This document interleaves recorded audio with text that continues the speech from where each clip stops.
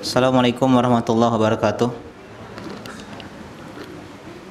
Innal hamdalillah nahmaduhu wa nasta'inuhu wa nastaghfiruh wa na'udzu billahi min syururi anfusina wa min sayyiati a'malina. May yahdihillahu fala mudilla lahu wa may yudlil fala hadiyalah. Wa asyhadu an la ilaha illallah wahdahu la syarika lah wa asyhadu anna Muhammadan 'abduhu wa rasuluh. Allahumma shalli wa sallim ala nabiyyina Muhammadin wa ala alihi wa ashabihi ajma'in wa man tabi'ahum bi ihsanin ila yaumiddin, amma ba'du. Segala puji bagi Allah Subhanahu wa taala yang pada siang hari ini ya, ibu-ibu semua melawan rasa kantuknya setelah mengurus rumah tangga ya seharian, melawan rasa capeknya untuk sesuatu yang lebih indah, yaitu berada di taman-taman surga Allah Subhanahu wa taala. Kata Nabi sallallahu alaihi wasallam, "Idza marartum bi riyadil jannah farta'u." Kalau kalian melewati taman-taman surga, nikmatilah, singgah, mampir. Ya, ibu-ibu kalau lewat taman ya yang cantik, bunganya berwarna-warni, ada air mancur, ada tempat duduk, kita duduk di sana sebentar, rehat. Ya, dan begitu juga dengan majelis ilmu agama. Ketika sahabat tanya, wa mariyadul jannah ya Rasulullah, apa itu taman-taman surga? Kata Nabi, hilaku dzikr, itu majelis-majelis zikir, majelis-majelis ilmu agama, yang di dalamnya kita belajar bagaimana menjadi seorang wanita yang solehah, yang di dalamnya kita belajar menjadi seorang anak yang solehah, menjadi seorang ibu yang solehah, menjadi seorang istri yang solehah, menjadi seorang wanita yang solehah, bermanfaat untuk dunia dan agamanya. Dan di antara hal yang harus kita syukuri ibu-ibu, keberadaan kita setiap pekan di majelis ilmu itu adalah sesuatu yang harus kita syukuri. Harus ada rasa happy, senang. Kalau ibu-ibu misalnya senang dengan Ikatan Cinta, kalau nonton itu senang. Ketika habis itu rasanya saya tahan begadang, tahan, karena ada cinta.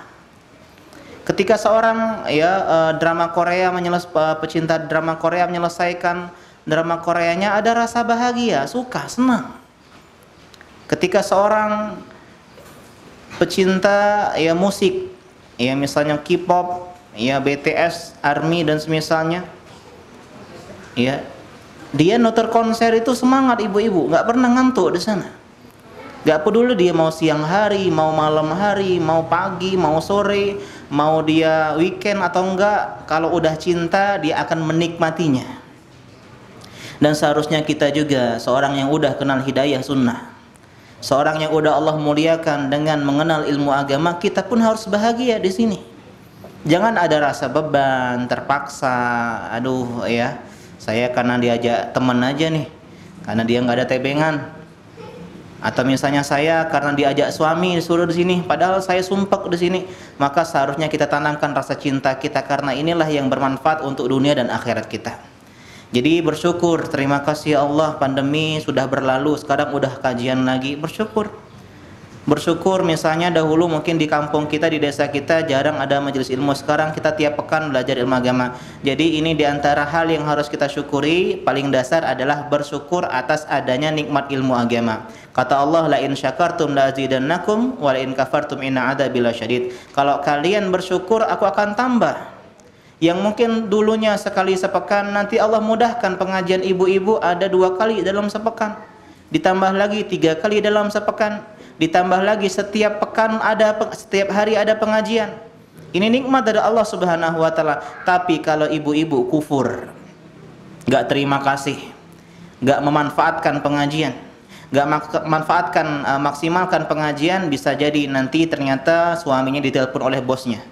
Kering-kering, assalamualaikum Pak, waalaikumsalam Pak bos, ada apa? Besok minggu depan kita akan pindah kerja ke desa yang tidak ada pengajian sunnahnya.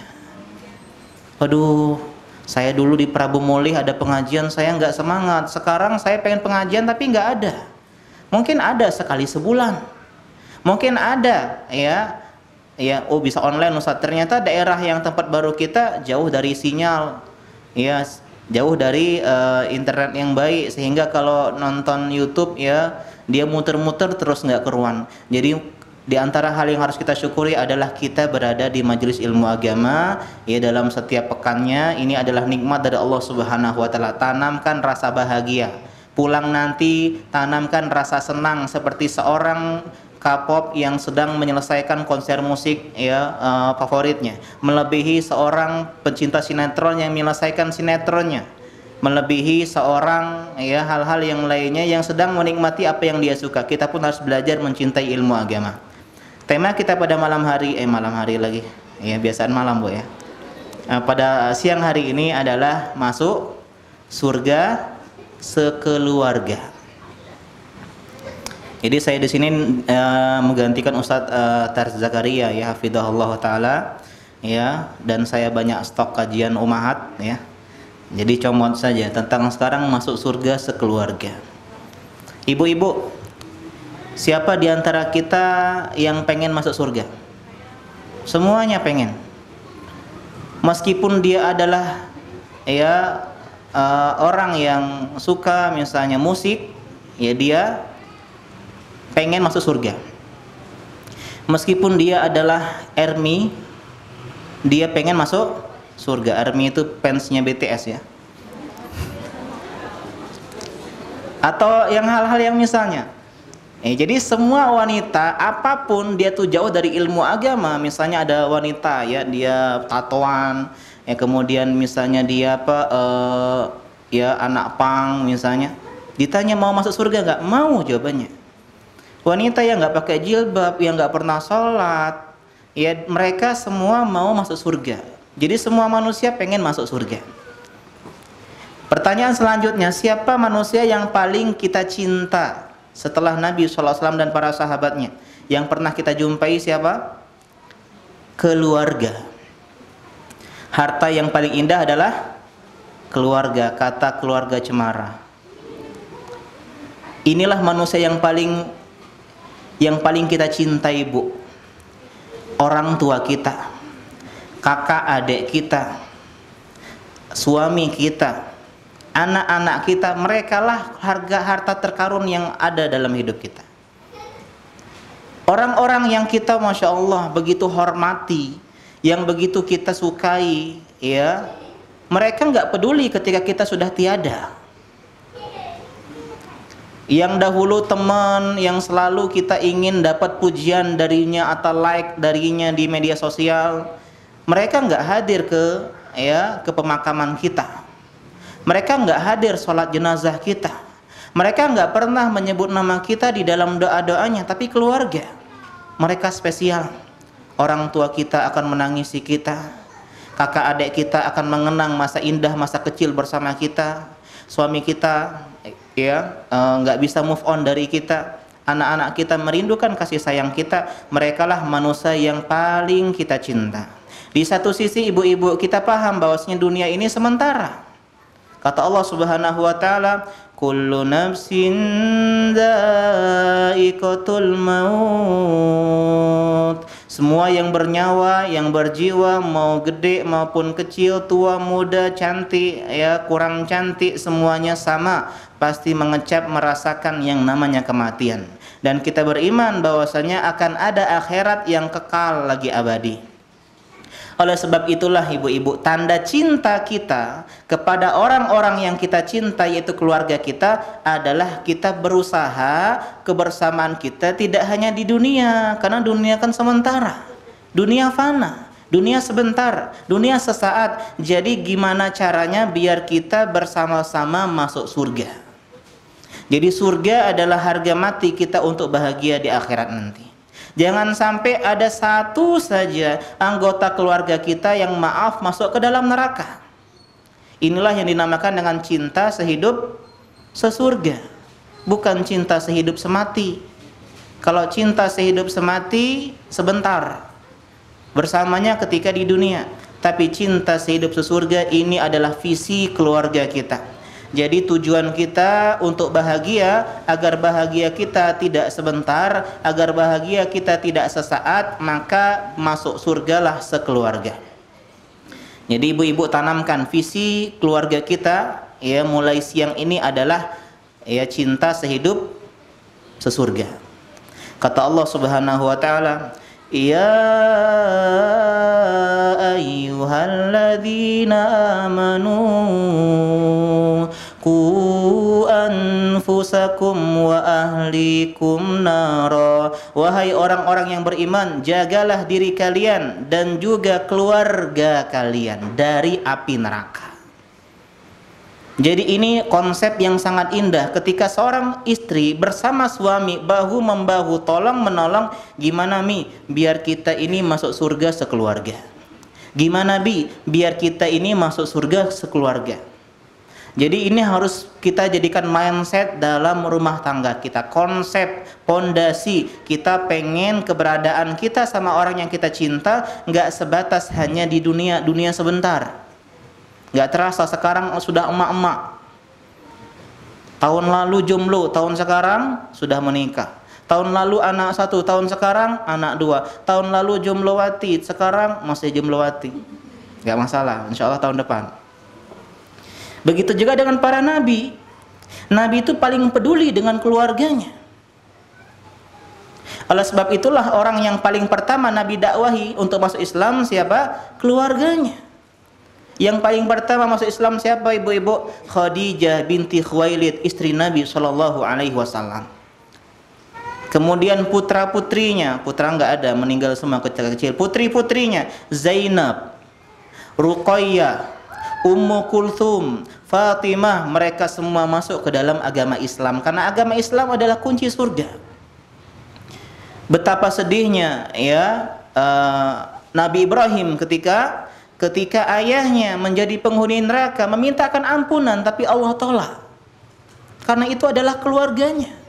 Betapa sedihnya Nabi Nuh alaihi salam ketika melihat putranya Kan'an tenggelam dalam bah samudra yang begitu dahsyat, menenggelamkan gunung-gunung.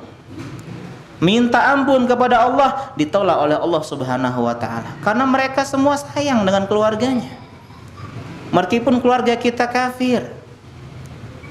Ketika Sa'ad bin Abi Waqqas ibu-ibu disuruh oleh ibunya, wahai Sa'ad, ibu nggak mau makan, nggak mau minum sampai kau keluar dari agama si Muhammad.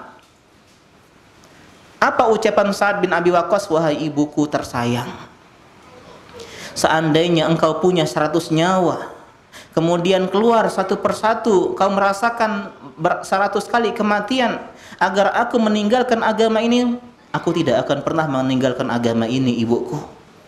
Masih dengan lemah lembut. Kalau kau ingin makan silakan kau makan. Kalau kau nggak pengen makan ya saya nggak bisa apa-apa lagi. Mendengar keteguhan putranya Sa'ad bin Abi Waqqas, sang ibu pun akhirnya makan. Karena mungkin dia lapar. Abu Hurairah sedih, menangis, mendatangi Nabi. Ya Rasulullah, ibuku mencaci makimu. Tolong doakan agar Allah memberikan hidayah kepada ibuku. Ketika itu juga Nabi mendoakan hidayah untuk ibunya Abi Hurairah radhiyallahu taala anhu. Jadi ibu-ibu kalau ada yang minta doa, langsung saat itu juga. Tolong doain ya, saya mau nikah akhir bulan nanti, tolong doain dimudahkan. Oh, semoga Allah mudahkan. Langsung saat itu juga. Pulang ke rumah, tunggu Abu Hurairah, tunggu sebentar. Ibu mau mandi, jangan masuk dulu. Cepis-cepis bunyi air mandi. Setelah keluar, ya silakan masuk Abu Hurairah. Abu Hurairah masuk, kata ibunya apa? Asyhadu alla ilaha illallah wa asyhadu anna Muhammadan Rasulullah. Langsung keluar lagi Abu Hurairah ibu-ibu, menemui Nabi Shallallahu Alaihi Wasallam, nangis lagi, tapi nangisnya beda, nangis bahagia. Berterima kasih kepada Nabi Shallallahu Alaihi Wasallam, dan beliau minta agar dia dan ibunya didoakan oleh Nabi Shallallahu Alaihi Wasallam. Kemudian kata Nabi SAW, ya Allah, ampunilah Abu Hurairah, ampunilah ibu Abu Hurairah, dan ampunilah orang yang memintakan ampunan untuk Abu Hurairah dan ibunya. Biar kita semua dapat doa Nabi, ibu-ibu, kita doain siang ini, ya Allah, semoga Allah ampuni Abu Hurairah dan semoga Allah mengampuni ibunya Abu Hurairah. Jadi semua peduli dengan keluarga. Kita bahas lagi tadi ya, bahwasanya visi hidup kita adalah cinta sehidup sesurga. Kita pengen masuk surga sekeluarga. Alangkah sedihnya ibu-ibu kalau kita di surga nggak ngedapatin suami kita yang setia selama ini nemenin kita, yang bangun semuanya dari nol, seperti pom bensin, kita mulai dari nol. Alangkah sedihnya kita di surga kalau seandainya kita tidak mendapati putra putri kita yang kita didik dengan cinta, yang kita didik dengan kasih sayang. Alangkah sedihnya kita ketika kita di surga tidak mendapati orang tua kita yang begitu kita cintai dan begitu kita hormati. Maka di antara bentuk sayang kita adalah kita selamatkan keluarga kita, sebelumnya tentu diri kita sendiri, dari api neraka. Lihatlah dakwah Nabi SAW ketika beliau berada di Bukit Sofa, ibu-ibu. Ya Bani Abdi Manaf, ankidu anfusakum minan nar. Wahai keluargaku dari Abdu Manaf, selamatkanlah diri kalian dari api neraka. Ya Bani Hashim, ankidu anfusakum minan nar. Wahai keluargaku dari Bani Hashim, selamatkanlah diri kalian dari api neraka. Ya Bani Abdul Muttalib, ankidu anfusakum minan nar. Dan keluargaku, wahai keluargaku dari Abdul Muttalib, Bani Abdul Muttalib, selamatkanlah diri kalian dari api neraka. Ya Fatimah, ankidi nafsaki minan nar. Wahai putriku Fatimah, wahai putriku Zainab, Ruqayyah, Ummu Kulsum, selamatkanlah diri kalian dari api neraka. Fa inni la amliku lakum minallahi syai'an ghaira anna lakum rahiman sa'abulluha bibalaliha. Hadis Muslim.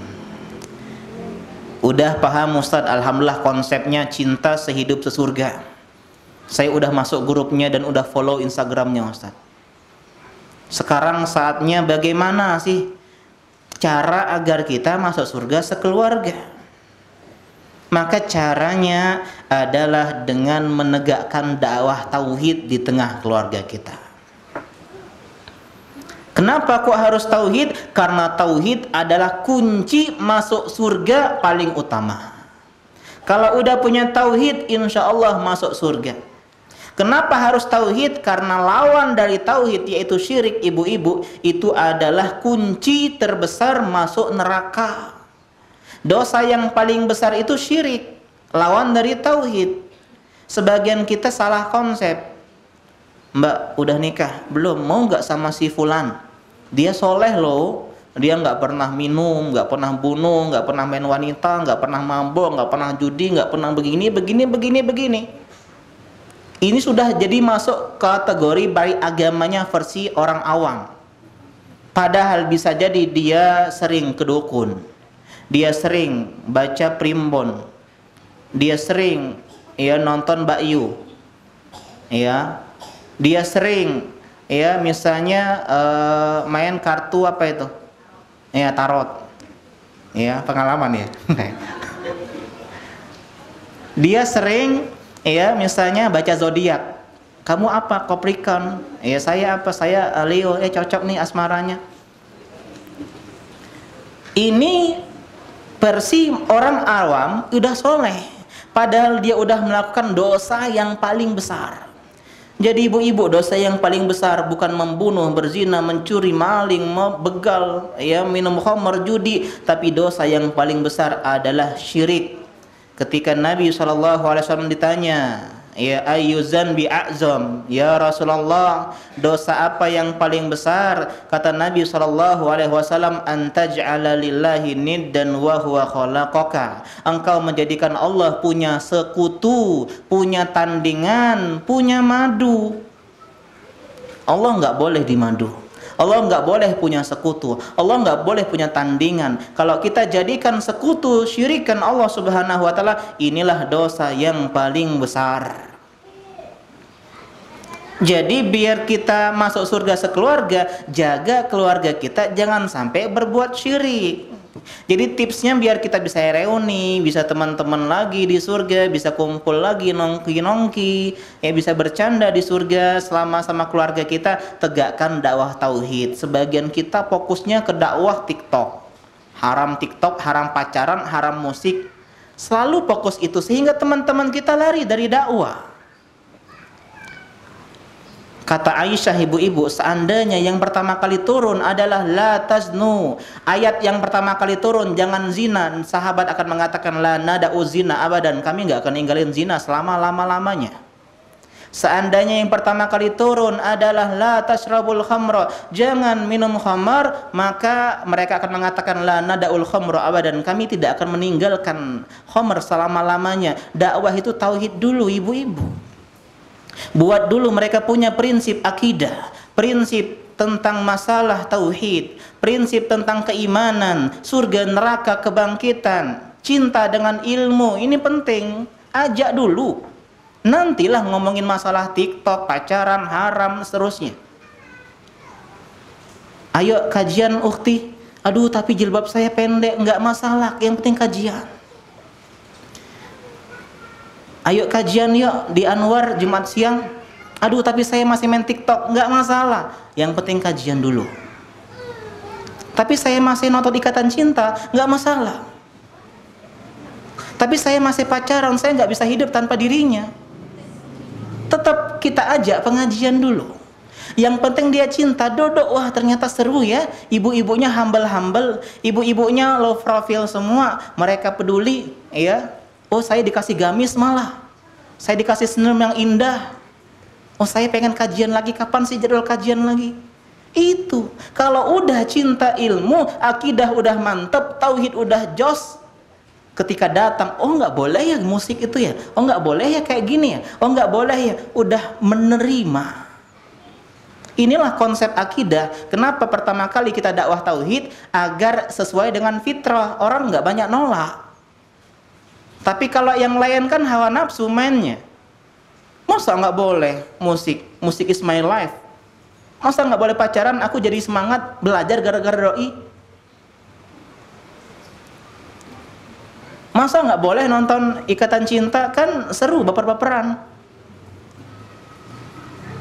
Ya, sehingga dia menjodohkan. Netizen sekarang tugasnya menjodoh-jodohkan. Masa nggak boleh nonton gosip Lesti sama Rizky Bilar? Iya kan mereka, ya saya fans mereka, Leslar. Sehingga yang harus kita fokuskan, yang penting tauhid dulu ibu-ibu. Nggak masalah suami kita mungkin, bukan nggak masalah ya, kita menunda. Suami kita mungkin masih merokok. Suami kita mungkin suami kita mungkin masih isbal, suami kita mungkin cukur jenggot, suami kita mungkin ini itu, sholatnya nggak di masjid, masih di rumah, sholat begini. Yang penting tauhid dulu. Yang penting bagaimana nih suami saya yang saya cinta bertauhid. Nanti sama yang lain tuh nanti bukan kita mendiamkan, tapi menunggu waktu yang tepat. Kalau kita udah tedeng aling-aling sekali kajian di Anwar, pulang-pulang, Mas, mulai hari ini Mas tidak boleh lagi merokok, Mas harus pakai jenggot, Mas harus cingkrang, Mas harus ada ya tanda hitam di keningnya misalnya, Mas harus begini dan begitu. Kata suaminya apa? Mulai besok saya nggak lagi antar ke Masjid Anwar itu. Mulai besok saya larang kamu. Karena udah nggak main cantik, dakwahnya nggak tauhid dulu, Bu. Coba lihat, mikir-mikir, suami saya ini apa ya kekurangan syiriknya yang masih dia kerjain? Oh, dia masih suka zodiak. Tanya, Mas zodiaknya apa, Mas? Leo. Nih, apa keuangan Leo? Keuangan Leo apa? Stabil, bagus. Kalau gitu saya minta semua uangnya, Mas. Iya. Loh, kok bisa? Saya ingin buktikan kalau keuangan Mas nggak stabil. Saya mau ambil semuanya. Ya, masa Mas nggak mungkin, berapa ratus juta orang di dunia itu takdirnya hanya 12. Hanya Capricorn, Sagittarius, Pisces, Virgo dan semisalnya. Ya, oh iya juga deh ya. Iya, nggak bagus, nggak boleh itu, Mas. Ya, misalnya suami kita sering ke dukun. Mas, saya dengar hadis lo, man atakahinan aw arafan lam tuqbalahu salatun arba'ina lailah. Nggak diterima lo, Mas, salatnya 40 hari. Iya deh, iya inilah hadisnya. Aduh, kalau gitu Mas nggak lagi lah ke dukun. Mas ke paranormal aja. Sama aja ya. Jadi intinya ibu-ibu, fokus pertama dakwah tauhid. Adik kita mungkin misalnya masih suka ini, suka itu, kan biasa keluarga kita pun begitu. Kita main cantik agar mereka tidak punya jurang. Kalau mereka kita langsung hantam dari awal, mereka sudah nggak empati sama dakwah kita. Iya mas kajian, sudahlah, gak haram galau kajian kau tuh. Kita nggak main cantik jadinya. Apa dalilnya Ustadz kita harus dakwahkan tauhid? Karena syirik adalah dosa yang terbesar. Banyak ayat-ayat yang menyebutkan pentingnya atau bahayanya orang yang tidak bertauhid.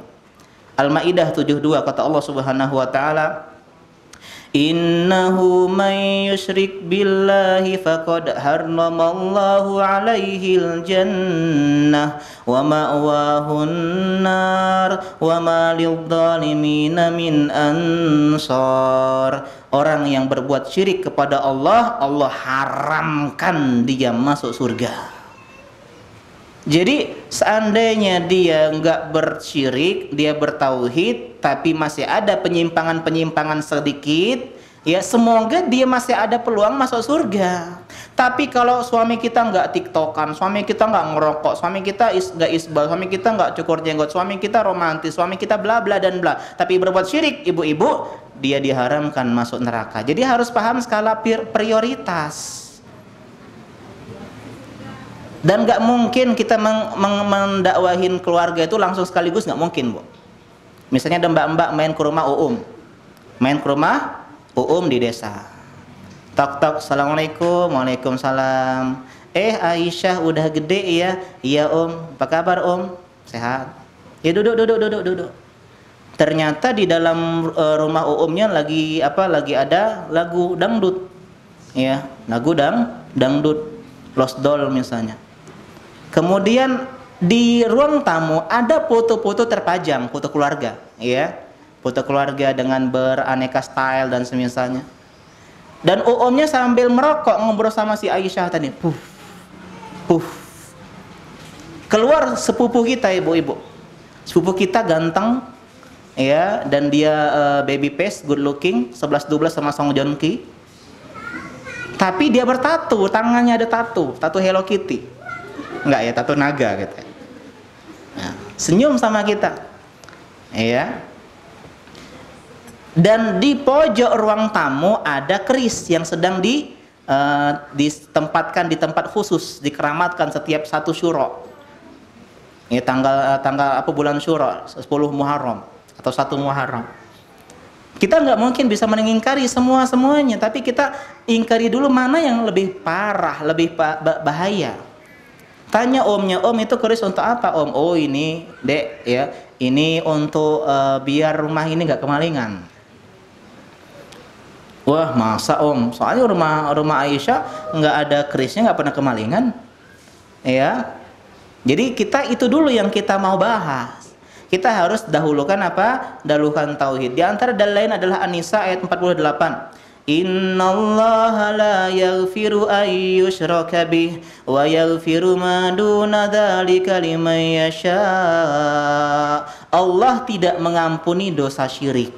Artinya apa? Allah mengampuni dosa di bawah syirik. Allah mengampuni dosa suami kita yang masih merokok, yang mau isbal, yang dia cukur jenggot, yang dia masih nonton sepak bola begadang, yang makin dia masih bla bla bla dan bla.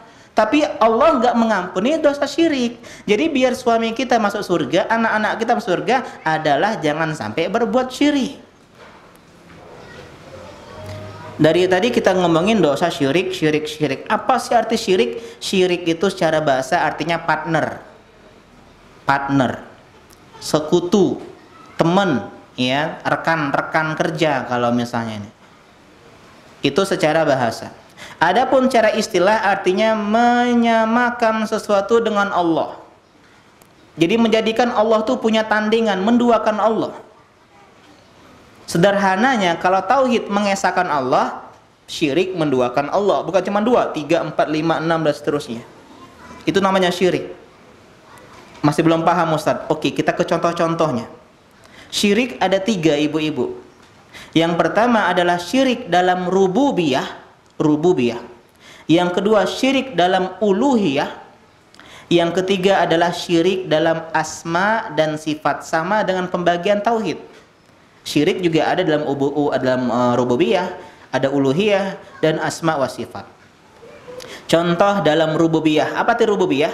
Rububiyah adalah perbuatan Allah yang khusus untuk Allah.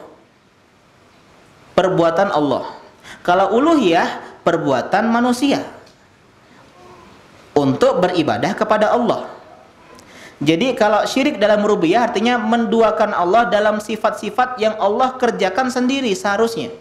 Contoh, Allah mengetahui hal yang gaib, ibu-ibu. Mengetahui masa depan. Kalau kita meyakini ada yang tahu masa depan, ya misalnya peramal. Kemarin ngetren peramal bilang 2021 gelap, gelap, gelap. Ternyata dia meninggal. Benar-benar sangat gelap. Atau misalnya mengaku hal yang gaib. Ini kan hanya kekuasaan Allah Subhanahu wa taala, hanya perbuatan Allah. Kalau kita meyakini ada yang menduakan Allah dalam hal itu, ini namanya syirik. Kita percaya dengan zukun bisa mendatangkan, mengetahui hal yang gaib. Mengetahui dompet kita hilang di mana, mengetahui siapa jodoh kita dan semisalnya. Contoh lain ibu-ibu, jimat. Jimat kita merasa mendatangkan manfaat dan mudarat. Padahal mendatangkan manfaat dan mudarat adalah perbuatan siapa? Allah. Jadi kalau kita ada mengatakan ada yang mendatangkan mudarat, manfaat selain Allah, maka itulah namanya syirik.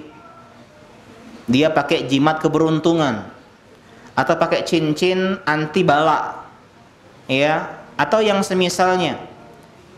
Atau dia takut dengan sesuatu yang tidak mendatangkan kesialan sebenarnya atas izin Allah Subhanahu wa taala. Contohnya ya angka 13.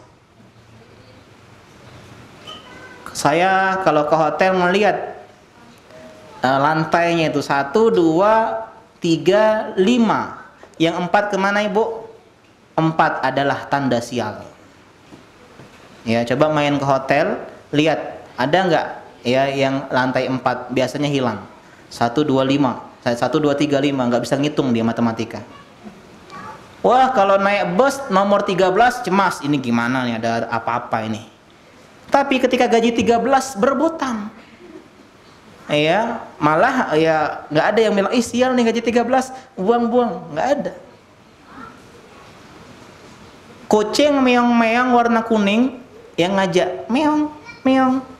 Ya, katanya mendatangkan apa? Pelanggan. Yang sering ya lihat toko-toko yang kayak gini. Iya, kucing itu yang bisa tangan gerak-gerak itu. Iya. Ternyata banyak ya teman-teman kita yang pengusaha, alhamdulillah laris manis meskipun tidak ada kucing tadi. Jadi di antara contoh syirik adalah percaya dengan jimat, mendatangi dukun, peramal, atau lagi percaya yang dia katakan. Ya, kemudian apalagi ya, mengatakan ada sesuatu yang membawa sial tanpa alasan yang logis. Jadi sebab yang tidak kauni maupun syar'i. Sebab itu ada dua, Bu, sebab syar'i dan sebab kauni. Sebab syar'i contohnya kita dapat nafkah dari takwa, itu ada sebab syar'inya. Pengen dapat rezeki yang banyak, bertakwa sama Allah, itu ada hadisnya, ada dalilnya, ada ayatnya, namanya sebab syar'i. Sebab yang kedua sebab kauni, sebab ilmiah. Misal kalau pengen kenyang makan, kalau pengen dapat uang kerja, itu bukan syirik. Kalau pengen dapat uang pegang pakai gelang ini, nah ini nggak logis, nggak ilmiah. Apa hubungannya gelang dengan kaya? Ya, ada yang nanya, Ustadz apa hukumnya pakai gelang kesehatan begini-begini? Tanya sama dokter, logis nggak, ilmiah nggak? Kalau ilmiah boleh. Oh, batu ini mengandung begini sehingga melancarkan peredaran darah, maka boleh ibu-ibu. Oh, nggak ada hubungannya batu ini. Menurut ilmu kedokteran medis ini nggak ada hubungannya. Itulah namanya jimat, tinggalkan. Ini poin yang pertama. Yang kedua adalah uluhiyah. Uluhiyah adalah ibadah ilahiyah. Artinya menduakan Allah dalam ibadah perbuatan kita sebagai manusia. Contoh berdoa, kan perbuatan kita. Kita berdoa minta kepada puyang-puyang, ya, atau minta tolong kepada dukun, Mas dukun, ya, atau Mbah dukun. Ya Mbak, tolong Mbah dukun, saya jombloati Mbah dukun, saya belum nikah, Apa kata Mbah Dukunnya? Sama Mbak, saya juga belum. Kita nikah aja yuk. Mbah Dukun, saya miskin, gimana Mbah Dukun? Sama saya juga, kalau saya kaya nggak jadi dukun. Jadi jangan minta sama selain Allah Subhanahu wa taala. Berdoa memohon kepada Allah, idza sa'alta fas'alillah, kata Nabi. Kalau minta sama Allah Subhanahu wa taala. Ini malah minta sama penghuni kubur. Padahal penghuni kubur itu didoakan, bukan minta doa sama dirinya. Contoh lagi, nyembelih. Nyembelih itu ibadah nggak, Bu? Ibadah. Fasholli li rabbika wanhar. Salatlah kepada Tuhanmu dan sembelihlah, perintah Allah sembelih. Nyembelih untuk Nyi Roro Kidul. Menyembelih untuk jin penunggu rumah. Menyembelih untuk jembatan baru. Ya. Ini diantara yang namanya syirik dalam uluhiyah, dan masih banyak lagi. Kemudian syirik dalam asma dan sifat, mengatakan Allah itu ya ada yang maha mengetahui selain Allah, ada yang maha melihat selain Allah dan semisalnya.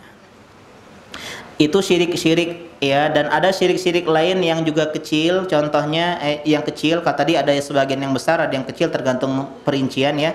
Bukan bahasan kita cuman singgung sedikit ini ibu-ibu ya. Biar merojaah. Contoh bersumpah dengan selain Allah, ini syirik juga, karena sumpah itu kan pengagungan, Bu. Ya, jadi yang diganggu hanya Allah Subhanahu wa taala, nggak boleh sumpah. Cius, mie apa? Ya. Mie ayam. Bersumpah demi bapak aku, demi ibu aku, demi Nabi, demi Ka'bah, ini semuanya nggak boleh, ibu-ibu. Bersumpah hanya demi Allah Subhanahu wa taala. Contoh ucapan, kalau bukan karena kau. Untunglah kau ngajak aku, kalau bukan karena kau udah kajian aku hari ini. Nah, ini nggak boleh, Bu. Kalau bukan karena dokter, anak aku udah selamat. Kalau bukan karena satpam, rumah aku kemalingan. Ini nggak boleh. Kalau hanya pakai kata karena, nggak masalah. Aduh, saya kenyang karena saya makan. Ini boleh. Karena ucapan kalau bukan karena, laula, itu menafikan sebab yang lain. Seolah-olah nggak ada sebab yang lain. Seolah-olah dia ini sembuh hanya karena dokter. Seolah-olah dia ini kajian hanya karena dijemput teman. Seolah-olah dia ini pinter karena Ustadz Fulan dan semisalnya. Di antara contoh syirik adalah riya. Ya, riya tanda tak mampu. Bukan, riya itu bukan itu. Ya, itu namanya riya, bahasa kita kau ni riya nian. Itu syirik. Ya, beda. Riya ini artinya adalah beribadah ingin dilihat oleh orang. Ya, misalnya ada akhwat ya lagi nunggu pengajian. Sendirian, baca Quran males-malesan. Ya. Ketika datang calon ibu mertua, langsung dia semangat. Ya, langsung dia semangat. Atau dia kalau beribadah dilihat orang lebih semangat dibandingkan enggak. Ini diantara tanda-tanda, ya, tanda-tanda riya, dan ini termasuk perbuatan syirik juga. Jadi intinya ibu-ibu berusaha agar keluarga kita enggak kayak tadi, enggak pakai jiman, enggak pergi ke dukun, enggak percaya zodiak, ramalan dan semisalnya. Jadi daripada kita fokus ngomongin adik kita tiktokan terus, coba kritik zodiak yang sering dia baca. Daripada kita ngomongin suami kita yang masih merokok terus, coba suami kita ya yang masih misalnya dia percaya dengan jimat. Jadi intinya kita harus pahami ya, dan kita akan lihat kisah-kisah bagaimana cara mendakwahin tauhid kepada keluarga kita. Yang pertama adalah orang tua. Orang tua, lihat Nabi ya Ibrahim alaihi salam. Ayahnya bukan cuman orang kafir, Bu, tapi pembuat berhala. Lihat kata Nabi Ibrahim alaihi salam dalam surat Maryam, "Id qala li abihi ya abati lima ta'budu ma la yasma'u wa la yubsir wa la yughni 'anka syai'a." Wahai ayahanda tercinta, abati, ayahku tersayang. Nyebutnya masih pakai sebutan hati. Kenapa kau sembah yang tidak bisa mendengar, tidak bisa melihat, tidak bisa memberikan manfaat untukmu, hai ayahku? Ya abati inni qad ja'ani minal ilmi ma lam ya'tika fattabi'ni ahdika siratan sawiya. Wahai ayahanda, aku telah mendapat ilmu yang Allah enggak berikan kepadamu. Ikuti aku akan berikan hidayah petunjuk kepada jalan yang lurus. Ya abati la ta'budi syaitana inna syaitana kana lirrahmani 'asiyya. Wahai ayahku sayang, jangan kau ikuti setan karena setan itu bermaksiat kepada Tuhannya Ar-Rahman. Ya abati inni akhafu an yamassaka adzabum minar rahmani fatakuna lisyaitani waliya. Wahai ayahku sayang, aku takut kau disentuh azab dari Allah Subhanahu wa taala sehingga engkau menjadi penolongnya setan. Lihat Nabi Ibrahim alaihissalam mendakwahin orang tuanya dakwah tauhid. Lihat Nabi kita alaihi salatu wassalam mendakwahin pamannya Abu Thalib yang memang seperti seorang ayah bagi beliau. Abu Thalib sejak usia 8 tahun ibu-ibu diasuh sampai detik kematian Abu Thalib. Artinya kurang lebih 42 tahun menemani Nabi.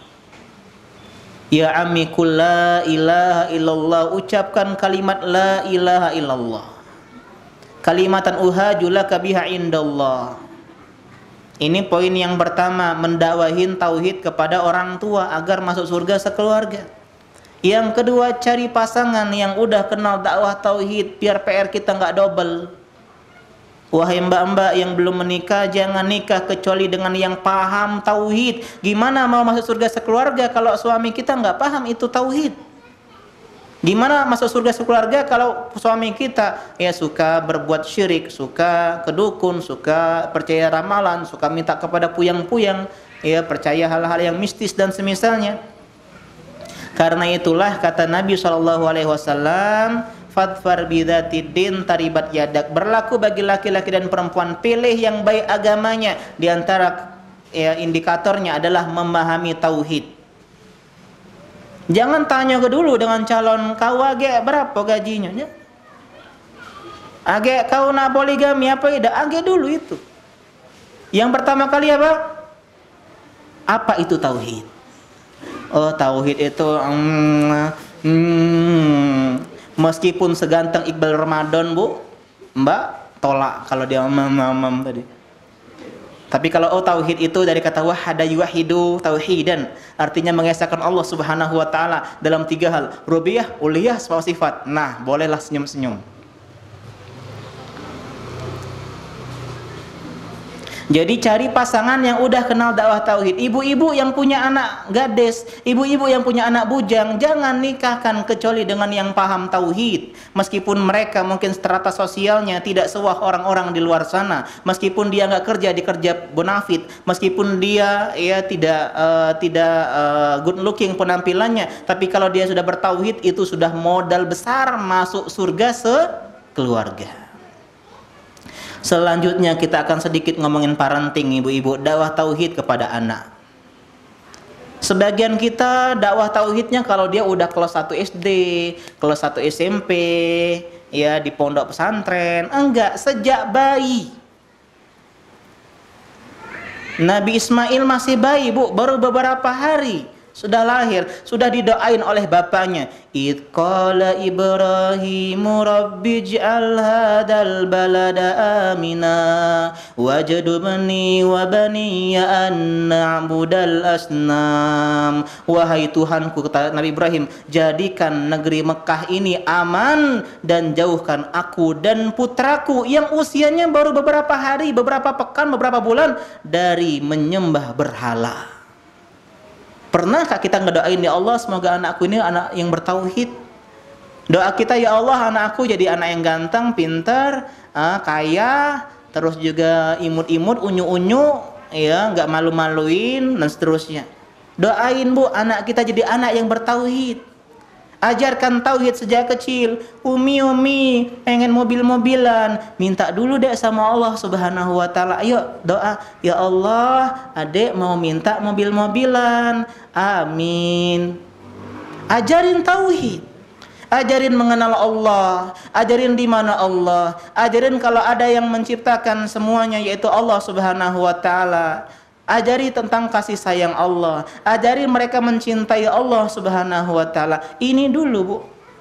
Nanti abata nanti ya bahasa Inggris, nanti bahasa Arab, nanti huruf-huruf hijaiyah. Yang paling penting adalah akidah tauhid. Adek, di mana Allah? Di atas langit. Wah, itu indah, luar biasa. Meskipun dia nggak bisa abata, masih belum, misalnya baru berapa tahun. Tapi kalau dia sudah kenal siapa Tuhan adek, Allah, wah luar biasa. Iya. Itu sejak bayi, sejak kecil. Yang pertama ya, surat Luqman ayat ke-13. Lihat Luqman, seorang yang soleh, dalam Quran disebutkan bagaimana cara dia mendakwahi keluarganya tauhid karena pengen masuk surga sekeluarga. Wa id qala Luqmanu libnihi wa huwa ya'iduhu ya bunayya la tusyrik billah inna syirka ladzulmun adzim. Ingatlah ketika Luqman berbicara kepada putranya, dia nasihati putranya, wahai ananda, wahai anakku, jangan kau berbuat syirik, jangan sekutukan Allah. Dosa syirik itu dosa yang sangat besar. Ajarin mereka nggak boleh ke dukun, nggak boleh minta-minta kepada selain Allah, nggak boleh mereka baca zodiak, nggak boleh begini, nggak boleh begitu. Iya. Bahkan sampai kita mau wafat, ibu-ibu, dakwahin anak kita, keluarga kita bukan cuma awal ngaji, tapi sampai kita meninggal. Lihatlah bagaimana wasiat nabi-nabi kepada putra-putranya sepeninggal atau ketika sejak hampir beliau meninggal. Dalam surat Al-Baqarah dikisahkan, wa wassa biha Ibrahimu banihi wa Ya'qub ya bani ya innallaha astafa lakumuddin fala tamutunna illa wa antum muslimun. Lihatlah bagaimana wasiat Nabi Ibrahim kepada putranya. Jadi kalau kita meninggal, jangan tolong kau, jangan doa lo, jangan ya malu-malu ke ibu, jangan begini begitu, ya jangan kau gini. Jangan lupa setiap pekan main ke kuburan. Yang paling pertama dipikirkan, jangan kalian nanti nyusul ibu kecuali kalian dalam keadaan Islam harga mati. Nak, jangan kau syirik nak, sampai kau mati jangan nak. Gitu. Am kuntum syuhada'a id hadara Yaqub al-maut. Ketika Nabi Yakub alaihissalam hampir didatangin kematian, id qala li banihi ma ta'buduna min ba'di.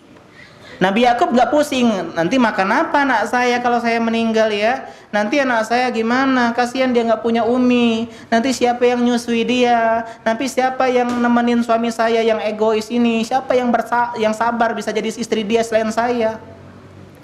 Maka Nabi Yakub nggak mikirin itu. Nabi Yakub mikirin apa? Apa yang kalian sembah kalau saya meninggal? Tauhidnya masih ada atau enggak?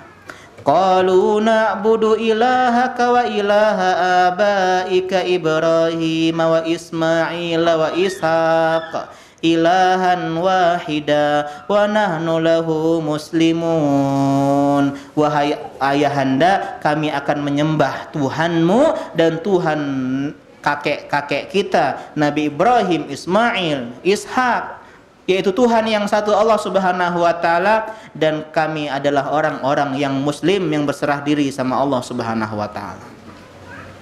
Jadi pulang-pulang sini kita punya sebuah misi yang besar, ibu-ibu. Mendakwahkan tauhid terlebih dahulu. Bukan kita berarti mendiamkan kemungkaran, dayus, tidak. Kita menunda untuk waktu yang terbaik. Jangan gara-gara kita tergesa-gesa dalam berdakwah, karena kita jadi terburu-buru dalam berdakwah, suami kita nggak respect dengan dakwah kita, orang tua kita anti sama kita. Maka tunjukkan dakwah tauhid terlebih dahulu. Karena dakwah tauhid ini sesuai dengan fitrah manusia. Kullu mauludin yulad alal fitrah. Semua orang lahir di atas fitrah, di atas tauhid. Dan tauhid itu logisnya.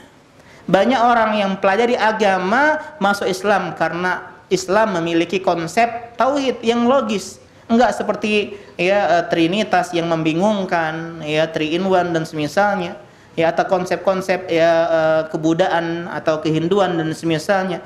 Jadi harus kita pahami, dan kita nggak mungkin bisa ibu-ibu dakwah tauhid ke keluarga kita kalau kita nggak sendiri paham dakwah tauhid itu apa. Jadi belajar tentang tauhid, belajar tentang syirik, belajar tentang apa yang menyebabkan kita masuk neraka, dan jaga keluarga kita dan kita sendiri jangan sampai melakukan itu semua. Dan alangkah indahnya ibu-ibu kalau kita nanti di surga, di antara kenikmatan indah yang Allah berikan kepada orang yang di dalam surga adalah Allah akan tempatkan derajat seperti keluarganya. Kalau kita levelnya level bawah, anak kita level atas, kita akan naik ke level atas ngikutin anak kita. Kalau kita di level bawah, orang tua kita di level atas, kita akan mengikuti orang tua kita di level atas. Kalau kita di level atas, orang tua kita ke bawah, kita gandeng kedua tangannya untuk naik bersama kita di lantai atas. Kalau anak-anak kita di lantai bawah, kita di lantai atas, kita akan menggandeng tangan mereka masuk surga bersama-sama. Dan alangkah indahnya kalau kita di surga bertemu dengan orang-orang yang kita cinta. Ustadz, saya nggak mau ketemu sama suami saya di surga. Loh kenapa, Bu? Suami saya suka marah-marah, suami saya nggak romantis, suami saya nggak peka, suami saya nggak hafal ulang tahun saya, suami saya begini dan begitu. Tenang ibu-ibu, suami kita di surga akan berubah, nggak seperti di dunia. Cerewetnya hilang, egoisnya hilang, pekanya hilang, berubah menjadi ya manusia surga yang luar biasa. Jadi jangan tanya, Ustadz kami laki-laki punya bidadari, kami punya bidadara enggak? Enggak, suami sudah yang terbaik. Ustadz kalau kami nggak meninggal sebelum punya suami, tenang, kalianlah yang akan jadi bidadari surga, mendampingi laki-laki penghuni surga. Jadi sebagaimana yang kita pahami, ya surga itu tentu saja tidak murah ibu-ibu, mahal. Kita harus menghilangkan jam tidur siang kita siang hari ini demi surga. Kita harus melawan rasa ngantuk, panas-panas, naik motor ke sini. Ya, kita dakwahin suami tauhid berat, dakwahin anak susah. Ya. Nah, doa dulu ya, minta sama Allah. Emang Allahnya di mana? Nanti Allah ngasih uang atau enggak? Ada anak ini. Ya. Berat.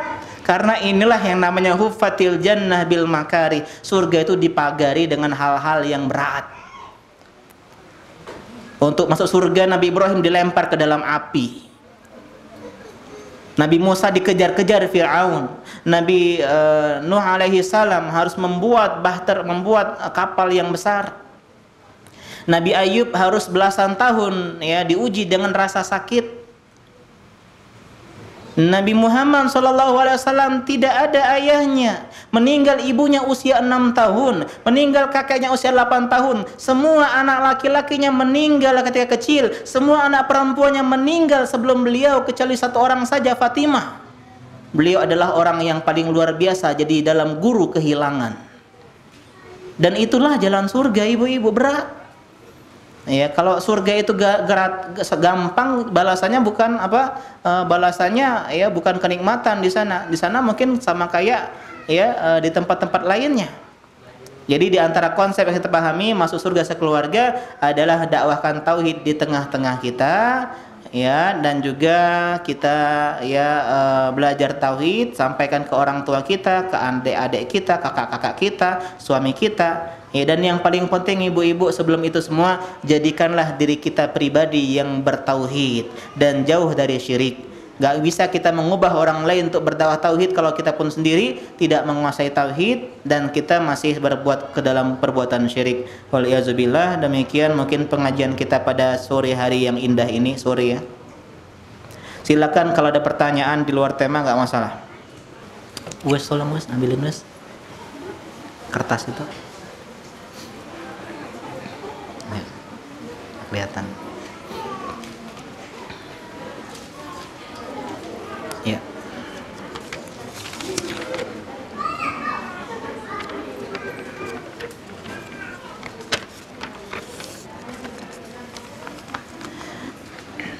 Ustadz, misalnya kita sedekah namun cenderung berharap kepada Allah agar mendapatkan balasan di dunia.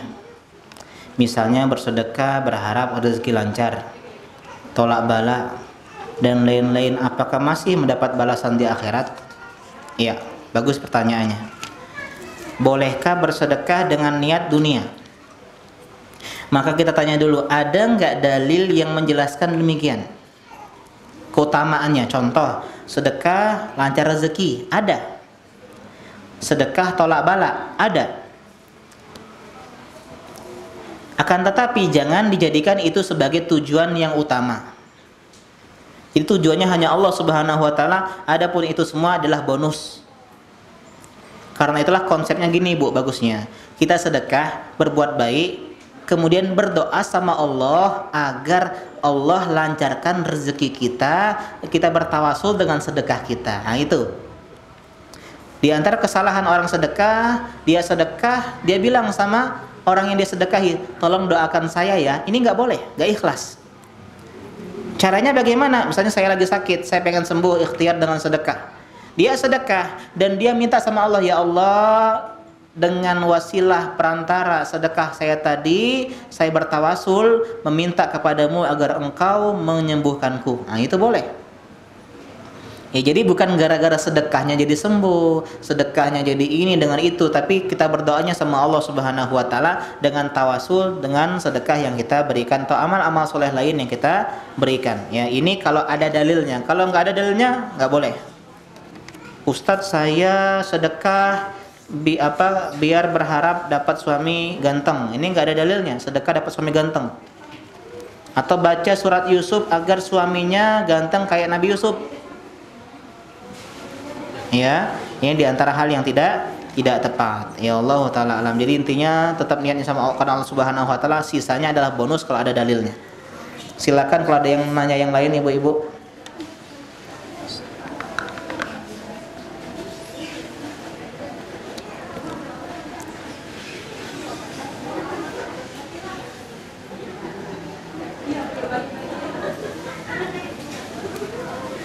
Nggak ada ya?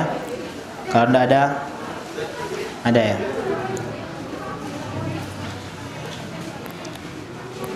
Ya.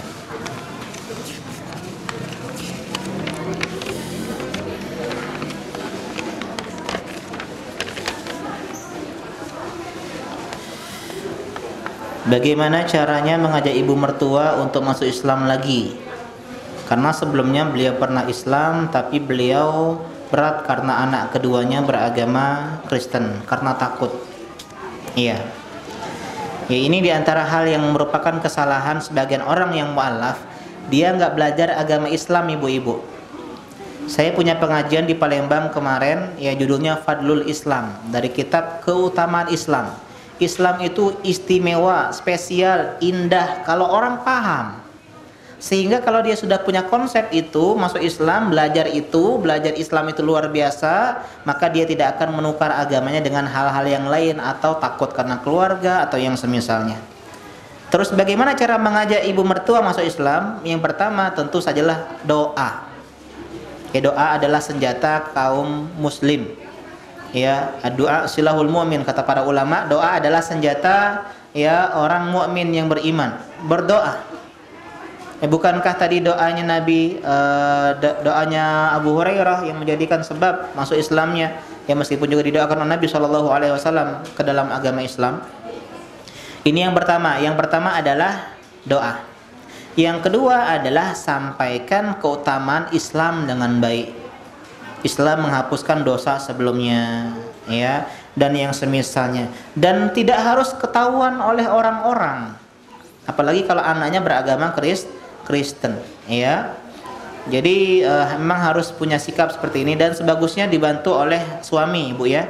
Ya, jadi suami kalau bisa juga ikut mendakwahi, menyampaikan keutamaan, bahayanya agama lain selain Islam, bahwasanya Allah enggak terima agama selain Islam, tentu dengan lemah lembut dan semisalnya, atau belikan buku-buku yang berkaitan dengan masalah keislaman. Wallahu taala alam.